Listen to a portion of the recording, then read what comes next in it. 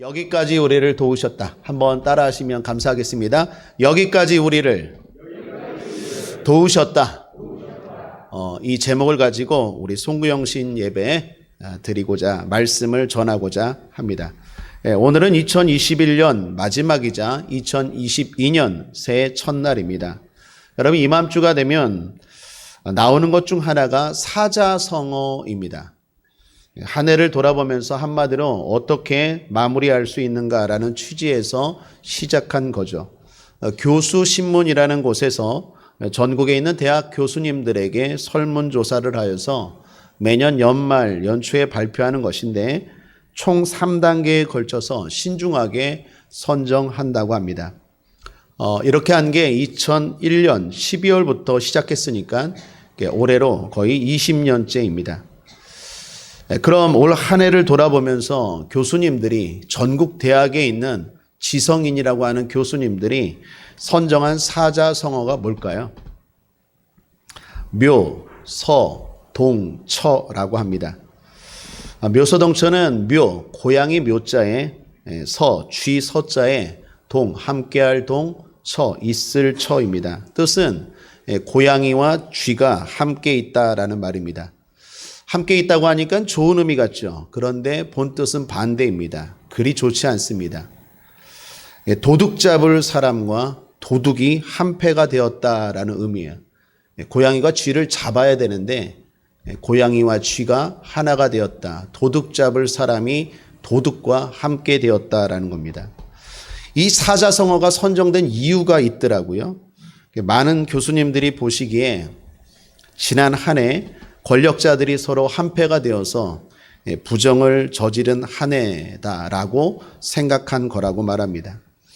여러분 이것은 교수님들만의 생각은 아닐 거예요. 많은 사람들이 그 의견에 공감하시는 분들도 있을 거라고 생각합니다.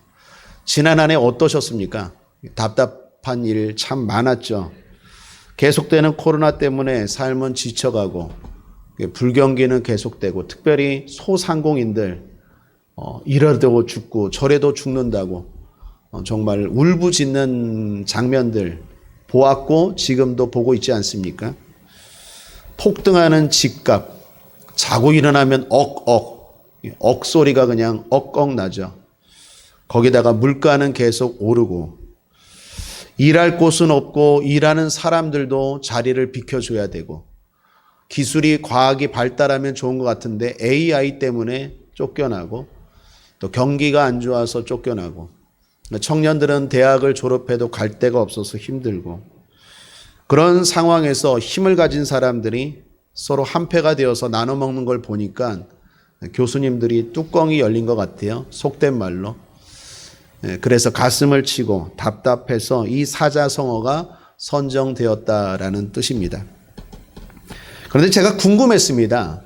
지난 20년 동안 선정된 사자성어가 있었는데 그동안은 어떤 사자성어가 선정되었을까 한번 쭉 살펴봤습니다.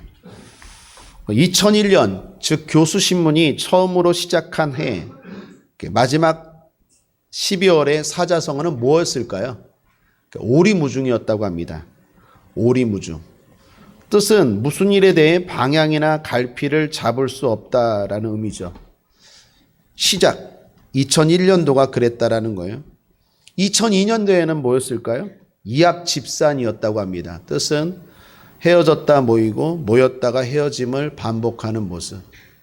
2003년에는 뭐였을까요? 우왕좌왕. 오른쪽으로 갔다가 왼쪽으로 갔다 해서 종잡을 수 없다. 제가 훌쩍 넘어가서 시간이 없으니까 최근 2019년도에는 뭐였을까요? 공명지조였대요. 그 뜻은 상대방이 없어지면 자기가 잘 살 것 같지만 실상은 다 함께 공멸한다라는 뜻이라고 합니다. 작년에는 뭐였을까요? 작년에는 아시탑이래요. 제가 이거 처음 들어보거든요. 제가 물론 한자를 그렇게 많이 알지는 못하지만 그래도 저도 좀 한문을 공부한 세대로서 아시탑이 이건 뭐 사자성어가 아닌 것 같아요. 그래서 좀 살펴봤더니 맞아요. 이 아시탑이라는 게 신조 사자성어입니다. 원래 있던 사자성어가 아니라 새로 만들어진 사자성어인데 뜻이 뭘까요? 내로남불이래요. 그러니까 네로남불을 사자성어로 만들 때 아시탑이 작년에 하도 많이 들었던 게 네로남불 아닙니까? 내가 하면 로맨스, 남이 하면 불륜. 그러니까 남에 대해서는 함부로 말하고 자기에 대해서는 바로 서지 못하는 모습들. 그런 모습들이 많이 있었죠. 아시탑이었대요. 그리고 올해는 앞서 말한 것처럼 묘소동처라고 합니다. 그렇게 사자성어들을 쭉 살펴봤는데 제가 공통점을 하나 발견했습니다. 그게 뭘까요? 다 부정적이에요. 20년 동안 한 해도 거르지 않고 다 부정적이에요. 신년 초에는 새해에는 그렇게 힘차게 희망차게 시작하는데 항상 연말에는 하나같이 다 잘못되었어. 좋지 않았어.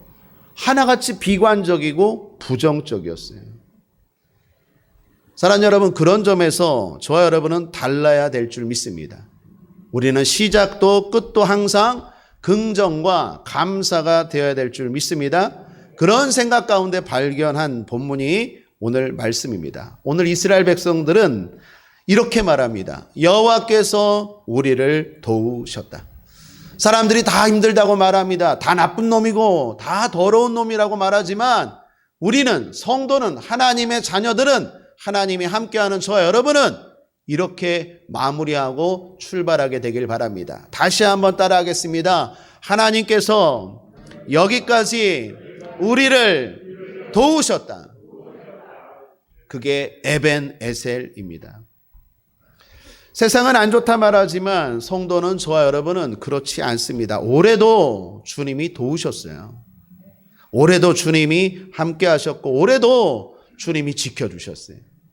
감사 중에 감사한 건 우리 교회 성도들, 교우들 가운데 한 분도 아직까지 코로나 바이러스 걸린 분이 안 계세요. 앞으로도 내년에도 안 걸릴 줄 믿습니다. 올해도 하나님이 복 주셨습니다. 돌아보면 힘든 건 많았지만 받은 것이 훨씬 더 많은 줄 믿습니다. 그러므로 우리는 늘 긍정과 감사로 마무리하겠습니다. 그런 점에서 오늘 본문 이스라엘 백성들을 보기를 바랍니다. 그들은 어떻게 살았길래 에벤에셀 이렇게 멋지게 기쁨으로 고백하며 마무리할 수 있었을까요? 오늘 본문의 상황을 좀 보고 은혜를 나누길 원합니다. 오늘 본문의 배경은 이렇습니다. 이스라엘이 블레셋의 언약궤를 빼앗겼습니다. 언약궤가 뭡니까? 이스라엘에게 대단히 중요한 거죠. 하나님의 임재를 상징하는 것입니다. 우리로 말하면 십자가 이런 정도. 그런데 그걸 빼앗겼어요. 언약궤를 빼앗긴 것은 하나님을 빼앗긴 거나 다름없었습니다. 그런 절망 속에서 지금 이스라엘 백성들이 다시 언약궤를 되찾은 거예요. 그렇게 되찾은 지 20년이 지났습니다. 꽤 시간이 흘렀죠. 그런데 문제는 여전히 상황이 안 좋아졌다라는 거예요. 여전히 블레셋이라는 나라에게 고통을 당하고 있었어요. 이스라엘 사람들은 크게 당황했습니다. 언약궤만 되찾으면 블레셋에서 해방될 줄 알았어요. 상황이 좋아질 줄 알았어요. 그런데 그렇지 않았다라는 거예요. 오늘날 우리가 만약에 이렇게 생각할 수 있어요.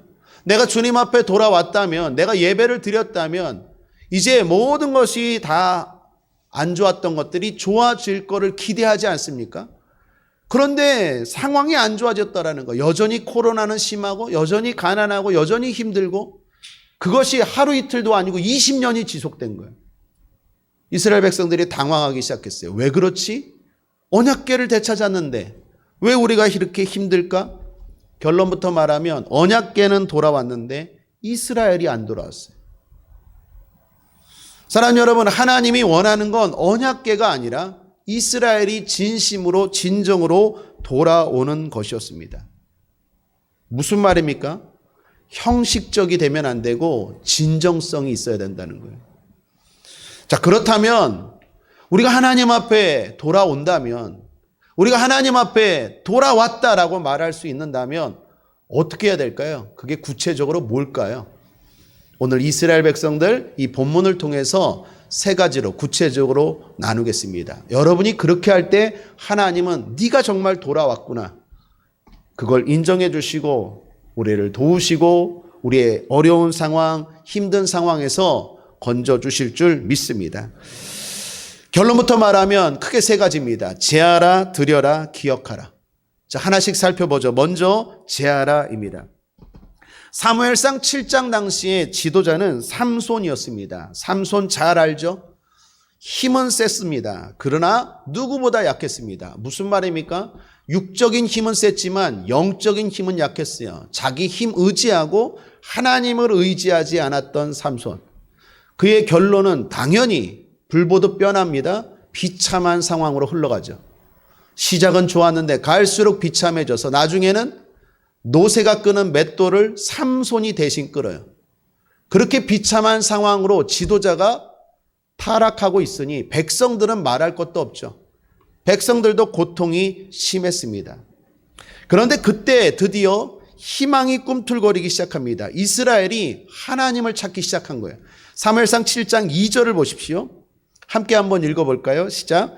괴가 기럇 여아림에 들어간 날부터 20년 동안을 오래 있은지라 이스라엘 온 족속이 여호와를 사모하니라. 언약궤만 갖고 왔어요. 그거는 미신신앙이에요. 마치 세상 사람들이 부적을 지니면 악한 것들이 들어오지 못한다라는 미신신앙. 하나님은 그런 미신이 원하는 게 아니라 우리를 원해요. 우리의 마음을 원해요. 이스라엘 백성들이 언약궤 믿고 이제는 우리가 잘 될 거야. 우리는 이제 블레셋에서 해방될 거야. 좋아질 거야 생각했는데 웬걸이요? 20년 동안 오래 있은지라. 그때 깨달은 거예요. 하나님을 찾기 시작한 거예요. 진심으로 찾기 시작한 거예요. 여기 끝에 사모하니라 라는 말은요, 비탄해하며 울부짖으며 하나님을 찾다라는 것입니다. 드디어 하나님을 찾기 시작했어요. 이스라엘이 이렇게 하나님을 찾는 과정에 있었던 지도자가 누구입니까? 사무엘이었어요. 사무엘이 20년 동안 뭐 했을까요? 묵묵히 이스라엘 백성들을 말씀으로 양육했어요. 그리고 함께 기도했어요. 그게 20년이었어요. 그래서 오늘 사무엘상 7장 2절과 3절 사이는요, 한 절 차이지만 시간적으로는 20년이 흐른 거예요. 20년 동안 사무엘은 백성들을 말씀으로 양육하고 함께 기도했습니다. 그 20년 동안 겉으로는 변화가 없어요. 여전히 블레셋이 압제하고 있어요. 그런데 속으로는 엄청난 변화가 일어나고 있어요. 사람들이, 이스라엘 백성들이 진심으로 하나님을 찾기 시작해요. 여러분, 어쩌면 우리가 이 코로나라는 상황이 계속될지 몰라요. 기도해도 변하지 않을지 몰라요. 그런데 끊임없이 말씀을 전하고 말씀을 듣고 끊임없이 함께 기도할 때 상황 겉으로 볼 때는 아무런 변화가 없지만 속으로는 놀라운 변화가 꿈틀거리고 희망이 새롭게 생길 줄 믿습니다. 사무엘이 그런 믿음을 가지고 뿐만 아니라 이스라엘 백성들이 그런 믿음을 가지고 말씀을 듣고 기도했어요. 그리고 드디어 하나님을 간절히 찾기 시작합니다. 그렇게 진심으로 하나님을 찾고 하나님 앞에 돌아오려는 백성들에게 사무엘이 한 말이 세 가지가 있는데 첫 번째가 바로 제하라였어요. 제하라. 너희가 진짜 하나님 앞에 돌아오고 이 어려움에서 건진받기를 원하느냐? 그러면 부적 같은 신앙이 아니라 형식적인 신앙이 아니라 너희들이 진짜 돌아와야 되는데 그러한 구체적인 방법으로 첫 번째가 제하라였어요. 3절 함께 읽죠. 시작. 사무엘이 이스라엘 온 족속에게 일러 가로되 너희가 전심으로 여호와께 돌아오려거든 이방 신들과 아스다롯을 너희 중에서 제하고 너희 마음을 여호와께로 향하여 그만 섬기라. 너희를 블레셋 사람의 손에서 건져내시리라. 여러분, 어쩌면 이게 우리를 향한 말씀 아닙니까? 너희를 코로나에서 건져내시리라. 너희를 이 불경기에서 건져내시리라. 너희를 그런 질병 가운데서 건져내시리라. 어떻게 할 때? 첫 번째, 내 삶에서 하나님이 기뻐하지 않는 것들을 제할 때. 이스라엘 백성들은요, 하나님만 섬긴 게 아니에요. 하나님만 의지한 게 아니에요. 우상과 아스다롯을 섬겼어요. 왜 섬겼을까요? 그 신들의 공통점이 뭘까요? 부요의 신이에요. 하나님도 붙잡고 싶고 돈도 붙잡으신 거예요. 사랑하는 여러분, 저는 이스라엘 백성들 이해가 안 되는 게 하나님은 돈도 주십니다. 믿습니까? 옛날에 우리 집사님 한 분이 열심히 교회 나가니까 남편이 그렇게 핍박하더래요. 야, 교회 나가면 돈이 나오냐 쌀이 나오냐. 제가 남편한테 가서 얘기하라 그랬어요. 돈이 나온다고, 쌀이 나온다고. 물론 우리가 성미도 주지만 사랑하는 여러분, 하나님은 부요도 주시는 분인 줄 믿습니다. 하나님이 기뻐하지 않는 것들 여러분들 생각하고 제하시길 바래요. 끊으시길 바래요. 하나님보다 더 사랑했던 것, 하나님보다 더 의지했던 것, 하나님과 함께 의지했던 것 있다면 그게 뭐든지 여러분 마음에서 제하시길 바랍니다. 하나님이 기뻐하지 않은 행동, 하나님이 기뻐하지 않은 습관, 언어의 습관, 행동의 습관 제하시길 바랍니다. 그런 거 제하지 않고 나 하나님 앞에 왔는데요. 하나님 바보 아니에요. 너 아직 나한테 안 왔어. 거짓이야. 형식적이야. 하나님 다 하세요. 우리가 하나님 앞에 나아가는 첫 번째는 제하는 게 있어야 돼요. 저도 있어요. 여러분도 있을 거예요. 그걸 제할 때 그때부터 하나님은 네가 나를 진짜 찾는구나. 그렇게 여기실 거예요. 두 번째입니다. 드려라입니다. 사무엘이 이스라엘에게 두 번째 말한 것은 미스바로 모이라 그럽니다. 그리고 거기서 금식 기도를 선포합니다. 이전에 이렇게 모이라 했다면 모이지 않았을 거예요. 모여도 금식하며 기도하진 않았을 거예요. 그런데 지금 이스라엘은 달라요. 진짜 하나님을 찾기 시작했어요. 진짜 마음이 가난해졌어요. 신앙이 형식이 아니에요. 교양이 아니에요. 진짜 하나님을 찾기 시작했어요. 그러니까 모이라 하면 모이고 금식하자 하면 금식하는 거예요. 온 이스라엘 백성들이 미스바에 모였습니다. 그런데 이 소식을 블레셋이 들었어요. 블레셋은 이스라엘이 왜 모였는지 이유는 몰랐어요. 그들은 생각하기를 야, 이스라엘이 모였다는데 얘네들이 반란을 하려나 보다, 전쟁하려나 보다, 그렇게 생각하고 블레셋이 싸우려고 군대를 데리고 오는 거예요. 여러분 잘 보십시오. 여기 중요한 메시지가 있어요. 제가 목회하면서 너무 많이 경험하고 제 신앙 가운데도 경험한 거예요. 이스라엘 백성들은요, 기도하러 모였는데 전쟁하게 생겼어요. 여러분 신앙 가운데 그런 일들 없습니까? 때로는 우리가 기도하는데도 어려움이 생겨요. 아니요, 기도하기 때문에 더 큰 어려움이 생길 때가 있어요. 제가 목회하면서요, 그런 거 많이 봤어요. 어떤 분이 믿음으로 살겠대요. 그래서 집에 있는 신주 단지를 버리겠대요. 할렐루야. 근데 무서워서 못 버리겠대요. 저보고 대신 버려달래요. 제가 뭐 캡스도 아니고 대신 뭐 청소해 주는 사람도 아니고 웃지도 않으시네. 저 그래서 할렐루야 하고 가서 버려줬어요. 그럼 좋은 일이 일어나야 되는 거 아니에요? 난리가 나요. 어느 분이요, 사업장에 있는 부적들, 이렇게 부적 있잖아요. 뭐 이런 거 빨간 거 있잖아요. 막 문 위에 막 이런 거 뭐라고 썼는지 모르겠는데 그 있잖아요. 노란색의 빨간 거 그 있잖아요. 뭐 중국 영화에 보면 막 이렇게 탁 강시에 붙어갖고 막 이러는 거, 그런 거 떼달라 그래갖고 제가 떼준 적도 있고, 부고 같은 거 막 달기는 자기들이 달아놓고 무서웠고 떼는 거는 무섭다고 나보고 떼라 그래요. 그거 떼준 적 있어요. 그러면 어떤 일이 일어날까요? 좋은 일이 일어나야 되는 거 아니에요? 그런데 난리가 나요. 그런 적 많아요. 기도만이 아니에요. 내가 믿음으로 뭔가 잘 살려고 하면 오히려 좋은 일이 일어나야 되는데 싸움이 일어나고 문제가 생긴다라는 거예요. 오늘 이스라엘 백성들이 그래요. 싸우려고 모인 게 아니라니까요. 미스바에 금식하고 기도하러 모였는데 졸지에 블레셋과 전쟁하게 생겼어요. 자, 이게 중요해요. 해석이 중요해요. 많은 사람들이 여기서요, 낭망해요. 목사님 이게 뭐예요? 내가 열심히 기도했더니, 내가 열심히 금식했더니, 우리 집에 신주단지 버리고 우리 집에 부적됐더니 오히려 더 난리가 났어요. 해석을 잘해야 돼요. 그 난리는 좋아지려는 난리예요. 여러분 이스라엘이 졸지에 전쟁했는데 누가 이깁니까? 이스라엘이 이겨버려요. 그리고 블레셋의 해방이 거기서 이루어져요. 어떻게 이루어지는지 보십시오. 9절입니다. 하나님 앞에 예배드려요. 사무엘이 젖 먹는 어린 양을 취하여 온전한 번제를 여호와께 드리고 이스라엘을 위하여 여호와께 부르짖음에 여호와께서 응답하셨더라. 온전한 번제를 드렸다고 성경이 강조합니다. 온전한 번제는 온전한 예배라는 거예요. 그 말은 그전에는 형식적인 예배였다라는 거예요. 그런데 이스라엘 백성들이 온전한 예배를 드렸어요. 전쟁하려는 지금 위급한 상황에서도 예배 드렸어요. 그랬더니 놀라운 일이 일어나요. 10절 함께 읽죠. 시작. 사무엘이 번제를 드릴 때 블레셋 사람이 이스라엘과 싸우려고 가까이 오매 그날에 여호와께서 블레셋 사람에게 큰 우레를 발하여 그들을 어지럽게 하시니 그들이 이스라엘 앞에 패한지라. 할렐루야. 온전한 예배의 응답이 있자 하나님의 승리가 따라왔어요. 예배가 승리를 가져옵니다. 사랑하는 여러분, 예배는 삶과 무관하지 않아요. 전쟁과 같은 우리의 삶과 절대로 무관하지 않아요. 우리가 하나님 앞에 왜 예배를 잘 드려야 될까요? 하나님 좋으시라고? 결코 아니에요. 우리가 좋은 거예요.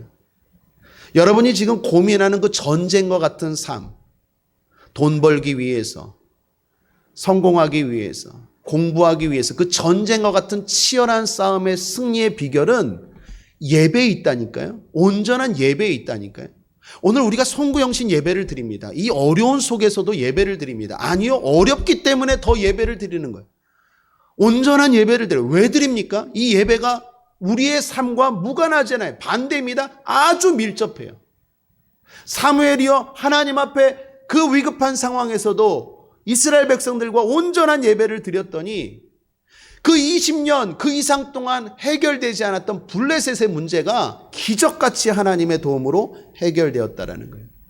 바라기는 오늘 송구영신 예배, 온전한 예배가 되어서 여러분이 드리는 예배가 얼렁뚱땅 대충 드리는 예배가 아니라 온전한 예배가 되어서 그동안 묵혔던 문제들이 골치 아프고 골치 아팠던 문제들이 다 해결되기를 주님의 이름으로 축원합니다.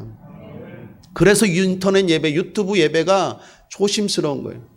우리 집사님 솔직하게 말하더라고요. 목사님, 유튜브로 목사님 설교 보다가 과자 먹었어요. 설교 틀어놓고 친구랑 전화했어요. 예배가 그렇게 되니 그게 하나님이 기뻐 받으시겠습니까? 사랑하는 여러분, 우리의 예배가 하나님 앞에 온전한 예배 되길 바랍니다. 하나님은 사람을 평가할 때도 예배로 평가하십니다. 히브리서 11장 4절에 믿음으로 아벨은 가인보다 더 나은 제사를 하나님께 드림으로 의로운 자라 하시는 증거를 얻었으니 하나님이 그 예물에 대하여 증거하심이라. 저가 죽었으나 그 믿음으로써 오히려 말하느니라. 가인과 아벨 두 사람의 차이가 무엇이었습니까? 예배의 차이였어요. 하나님이 찾으시고 함께하는 사람이 있습니다. 누구입니까? 온전히 예배하는 자입니다. 요한복음 4장 23절에 아버지께 참으로 예배하는 자들은 신령과 진정으로 예배할 때가 오나니 곧 이때라. 아버지께서는 이렇게 자기에게 예배하는 자들을 찾으시느니라. 기독교에서 예배를 목숨 걸고 드리려고 하는 이유가 여기에 있어요. 하나님은 예배하는 자들을 찾으시고 예배하는 자와 함께 하세요. 여러분, 태초의 에덴 동산과 앞으로 갈 천국 에덴 동산에 없는 게 뭘까요? 예배예요. 에덴 동산에서 아담과 하와가 예배 드렸습니까? 창세기에 보면 아담과 하와가 하나님께 예배 드렸다는 얘기가 없어요. 우리가 마지막에 들어갈 천국에서도 예배가 없어요. 이 땅에서만 있는 게 예배예요. 왜 그렇습니까? 그때는 하나님과 함께하기 때문에 예배가 필요 없어요. 그러나 지금은 하나님이 누구와 함께 하신다고요? 누구를 찾으신다고요? 예배하는 사람을 찾으시고 예배하는 자와 함께 하세요. 마태복음 18장 20절에 두세 사람이 내 이름으로 모인 곳에는 나도 그들 중에 있느니라. 할렐루야. 옆 사람과 한번 인사합시다. 주님이 이곳에 함께 하십니다. 빈말이 아니에요. 성경을 근거하여 드리는 말씀이에요. 주님이 여기에 계시다니까요. 예배하는 자들을 찾으시고 예배 가운데 함께 하세요. 지금은 하나님이 예배하는 자들을 찾으시고 거기에 함께 하세요. 예배로 평가하시고 예배하는 자들과 함께 하시고 예배하는 사람을 도우십니다. 흔히 인생을 3S로 표현합니다. 생존 지향적인 인생, 즉 서바이벌 라이프, 성공 지향적인 인생, 즉 석세스 라이프, 예배 지향적 인생, 즉 서비스 라이프. 그런데 성경은 뭐라고 말합니까? 예배 중심의 삶을 살 때, 즉 서비스 라이프가 될 때 생존도 성공도 따라온다라고 말합니다. 그 증거가 믿음의 조상 아브라함 아닙니까? 솔로몬 아닙니까? 다윗 아닙니까? 여러분, 미국도 그렇지 않습니까? 미국이 왜 최고의 나라, 성공적인 나라가 되었습니까? 300년도 안 되는 그 짧은 역사, 우리나라 역사에 비하면 아무것도 아닌 그 짧은 역사로 미국이 그런 성공과 복을 받은 이유가 뭡니까? 자원입니까? 자원은 남미가 훨씬 많아요. 미국보다. 북미 미국보다 남미가 자원은 훨씬 많아요. 인종입니까? 우린 단일 민족이지만 미국은요 다인종 다민족이에요. 하나 되는 것도 힘들어요. 성공할 수가 없는 나라예요. 그런데 미국이 성공한 이유가 뭡니까? 초대 대통령 워싱턴 대통령 때부터 예배를 드렸던 민족이에요.